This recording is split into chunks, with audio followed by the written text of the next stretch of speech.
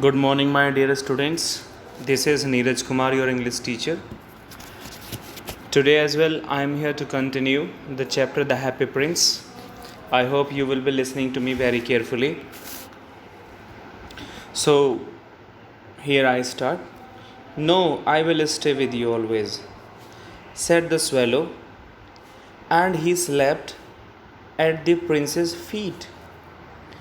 All the next day, he sat on the prince's shoulder and told him stories of what he had seen in strange lands.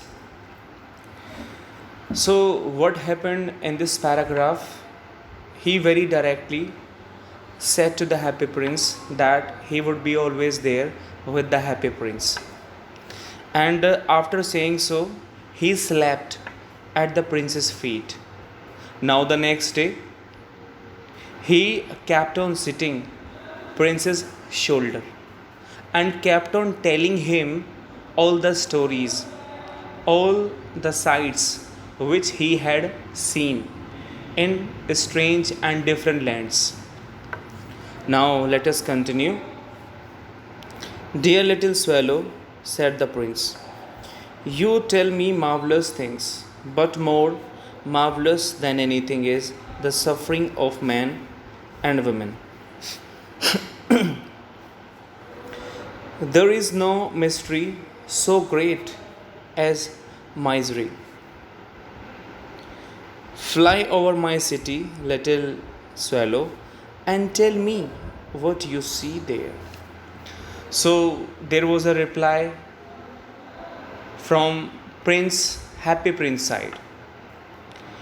He requested the bird that means you have narrated me the incidents, the beautiful incidents. You have told me the stories which you have actually felt. But what I have got to say here, you just please, start visiting my city. Then you will certainly see the suffering of men and women. Right? Because there is no mystery so great as misery. Means there have been sufferings among the people. People from the very starting, they have been suffering. They have been facing the consequences just because of lack of money. As the people haven't got money, and they have to face a lot of things in their daily lives. So, my dear little swallow, you just visit my city, see the places, just know the suffering, know the conditions, know the situations of the people, then tell me about them. Tell me about them. Now let us move ahead. So the swallow flew over the great city, and so the rich making merry in their beautiful houses, while the beggars were sitting at their gates.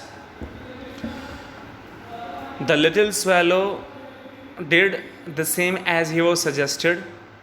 He started flying over the great city and started observing the conditions, the situations of the people, the suffering of the people. First, he saw the rich people enjoying their lives, whereas the beggars were sitting at their gates. They were begging there. I should say about the beggars, they looked very, very bothered, very disturbed. Now let us move ahead. He flew into dark lanes and saw the white faces of starving children looking out listlessly at the black streets. Then the bird reaches such a place, quite congested, narrow lanes, where he sees very poor children starving and wearing torn clothes under the archway of a bridge. Two little boys were lying in each other's arm to try and keep themselves warm. How hungry we are, they said. You must not lie here, shouted the watchman, and they wandered out into the rain. As the bird moved ahead, then he found two boys. Then he found two boys under the archway of a bridge. They were lying there, escaping themselves from the cold, as it was too much cold. Even they were hungry, and at once there was a watchman shouted at them that you must not lie here. So after being scolded, at once both the boys stood up and rushed away from there into the rain. Now let us move ahead, my dear students. Then he flew back and told the prince what he had seen. I am covered with the fine gold, said the happy prince. You must take it off leaf by leaf and give it to the poor. The living always think that gold can make them happy. So, having seen all the miseries into the city, he directly came back to the happy prince and told all the incidents, elaborated all the sights which he had seen in the city. In reply, the happy prince said that he is covered with fine gold. So there was a request from happy prince that bird must take it off. That there was a reply from happy prince side that his entire body covered with fine gold. So he requested the bird to take it off leaf by leaf and give it to the poor, because human beings always think that gold can make them happy. This was something added by the happy prince. I hope you understand it. Now let us move ahead. I hope you must be understanding it. Let us move ahead.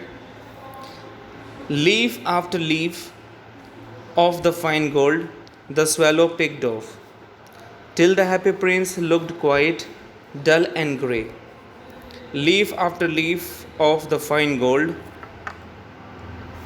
he brought to the poor, and the children's faces grew rosier, and they laughed and played in the street. We have bread now, we have bread now, they cried. So the bird did the same thing as he was suggested to do. He took off leaf after leaf and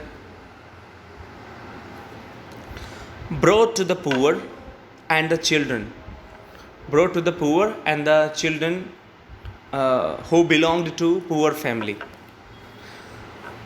Having found the leaves of the gold, the children's faces grew rosier. That means they got delighted.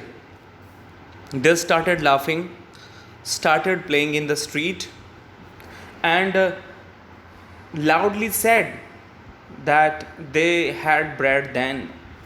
Then they got very much delighted after finding the leaves of the gold. I hope you understand. Now let us move ahead. Then the snow came After the snow came the frost. The streets looked as if they were made of silver. Everybody went about in furs, and the little boys wore scarlet caps and skated on ice. As the poor people and as the poor children got the leaves of the gold, that means they received money. They bought new clothes, they bought woolen clothes and wore them and came out into the streets. They looked very much happy, and even the streets looked as if they were made of silver. Everybody came out in furs, wearing woolen clothes. Everybody got delighted, everybody was happy. Even the poor children started doing skating on the ice. I hope you understand. So, my dear students, that's enough for the day. The rest part of this chapter will be taken next time. Thank you very much.